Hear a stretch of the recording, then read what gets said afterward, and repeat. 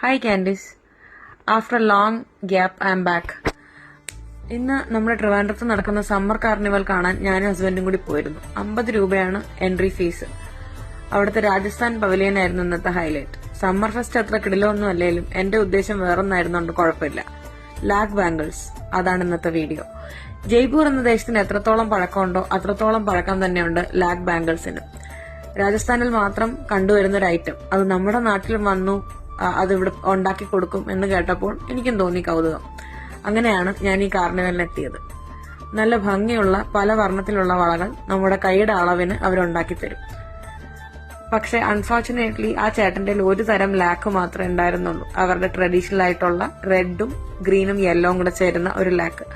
അത് വെച്ചിട്ടാണ് ആ ചേട്ടൻ ഉണ്ടാക്കി തരാമെന്ന് പറഞ്ഞത്. എന്തുകൊണ്ടാണ് ഈ ലാഗ് ബാംഗിൾസ് ഉണ്ടാക്കുന്നതെന്നുള്ള സംശയം ഇത് കണ്ട നാൾ മുതൽ എനിക്കുണ്ട്.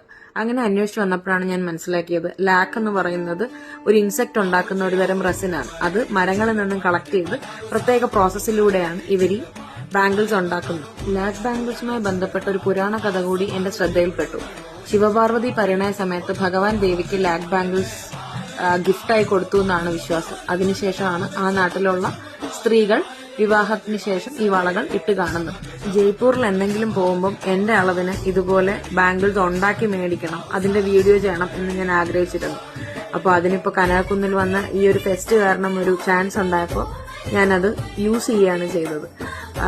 കനകക്കുന്നില് അജ്മറിൽ നിന്നും വന്ന ആമിർ ചേട്ടനാണ് എനിക്ക് വളകൾ ഉണ്ടാക്കി തന്നത്. ഒരു വളയ്ക്ക് അവര് 200 രൂപയാണ് ചാർജ് ചെയ്തത്. അത് ഇച്ചിരി കൂടുതലാണെന്ന് എനിക്ക് തോന്നി.